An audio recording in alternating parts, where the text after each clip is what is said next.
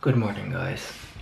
So I just got up and my boyfriend is still sleeping. He's getting up in like 5 minutes, 6:25 in the morning. So I woke up in the middle of the night and I started watching YouTube, and I saw a video from Rose from the Cheap Lazy Vegan. I love that channel. She's awesome.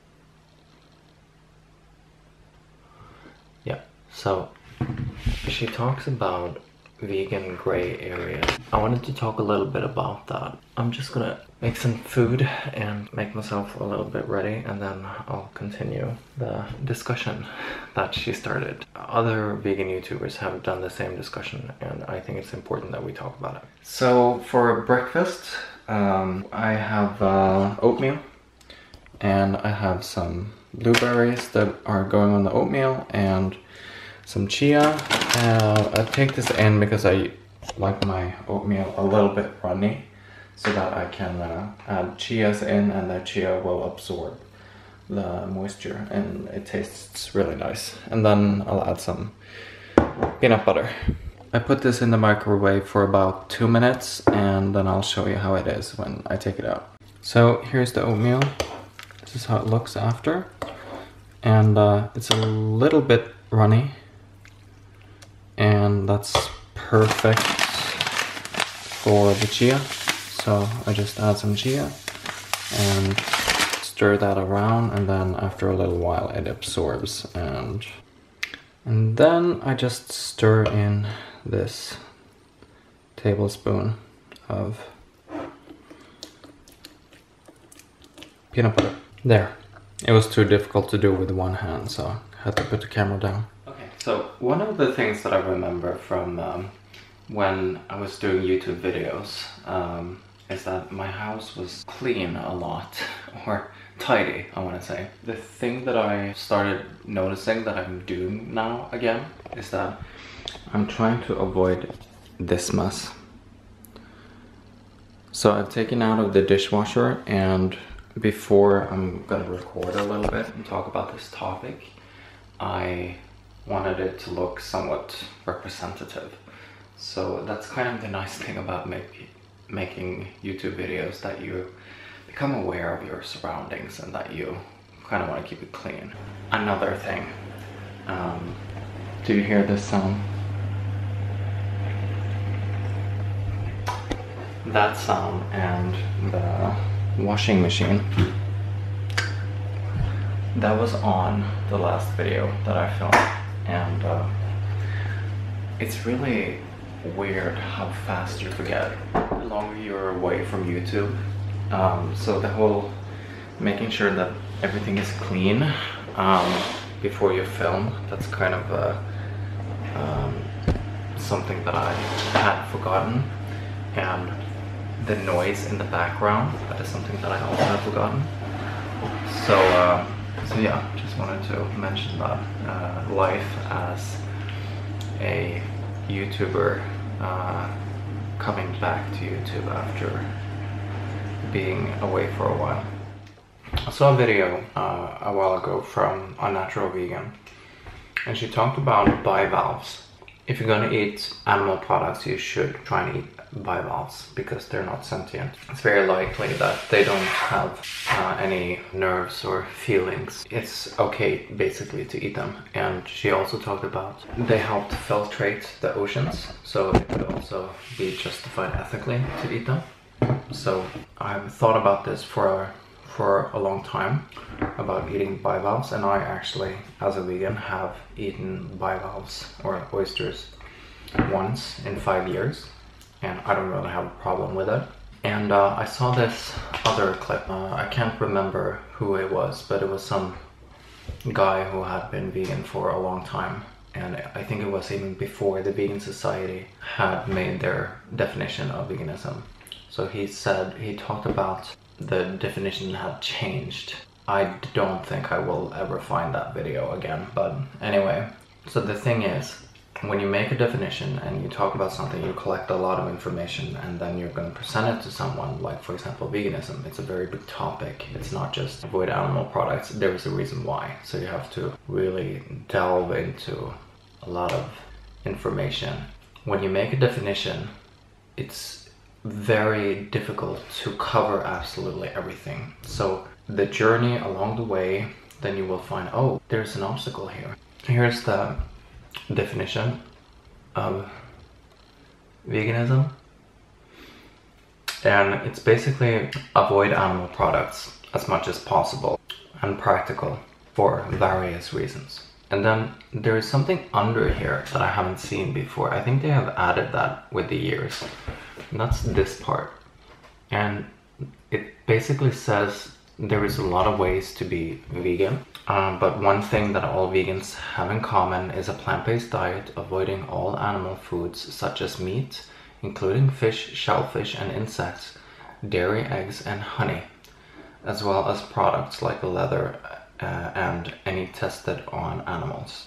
The thing about bivalves, oysters and such, even though they're animals, they're not sentient as far as we know.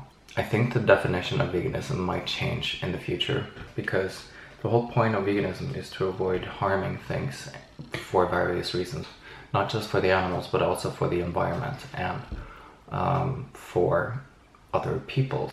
Being vegan, it's not just about the animal. When it is about the animals, it's about not harming them, as in causing pain and such. So we're not causing pain when we eat bivalves. I think Unnatural Vegan talked about that it helps filter the oceans, so it contributes to a better environment. So it's just a win-win situation. If you like bivalves, then eat them. I don't really care if you're vegan.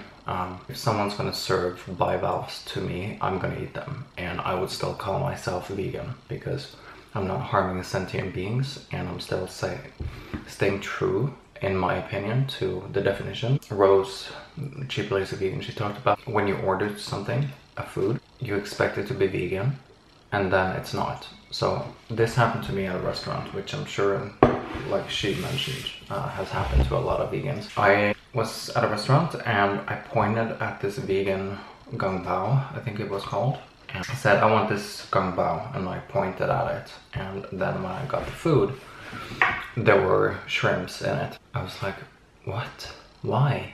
And then she said, you ordered the gung bao. Yeah, the vegan gung bao. And then she said, no, you said gung bao. And then I realized that there was another dish that was called gung bao. So you had gung bao and vegan gung bao. So it wasn't enough for me to say gung bao and point at it, because she didn't see me point at it.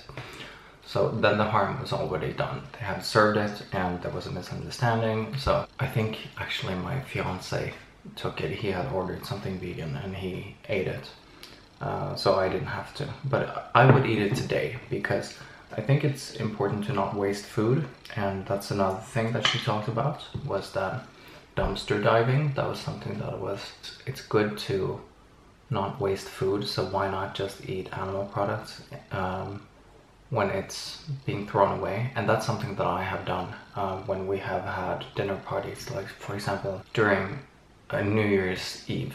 Then we have some friends over and we eat food, and then me and my fiance, we always eat vegan food. We have a lot of leftovers from Christmas, which we also have vegan food. And then my friends, they have a turkey.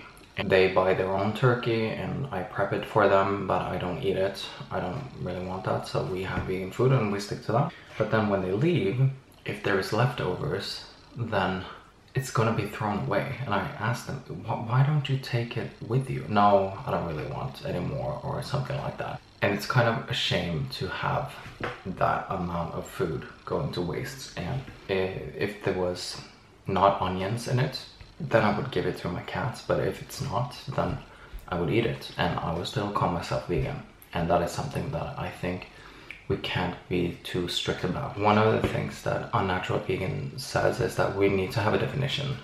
It's important that we have a distinct definition, so that we don't have like all of these exceptions. I can say that in my 5 years of being vegan, I think I have eaten turkey twice and shrimps once as a result of this, and I still call myself vegan. I don't really have a problem with it. But if you think it's wrong, then it says more about your definition of veganism instead of mine.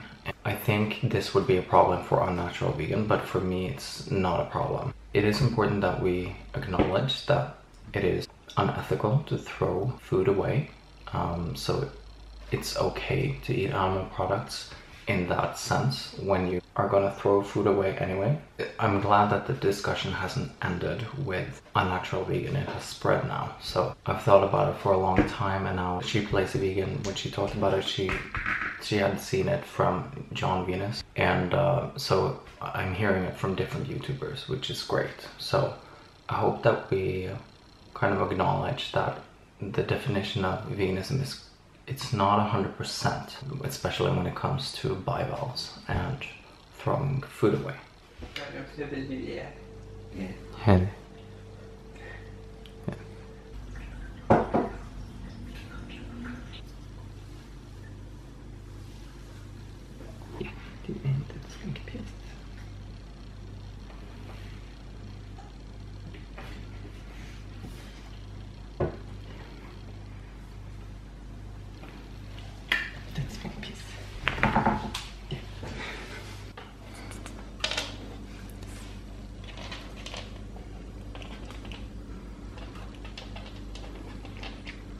You think to yourself, okay, so today I'm going vegan, but then you look around in the house and you're like, oh my god, I have so many animal products around here, what do I do with that?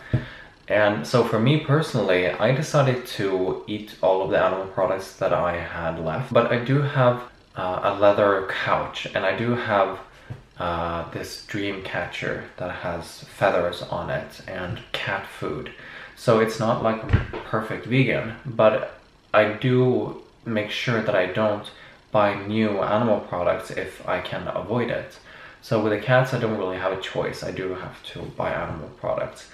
And it's basically the same thing when it comes to my friends eating turkey on New Year's Eve.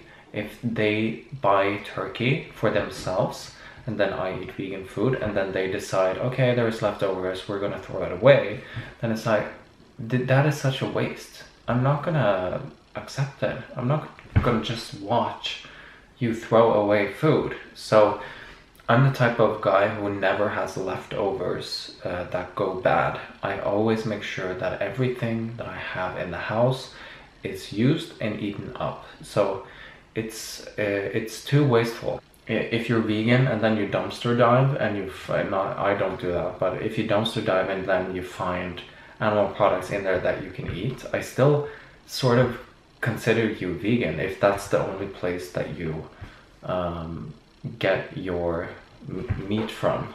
So it's really, if you put your money into the animal agriculture industry, then you are supporting that industry, and when you don't, you're not.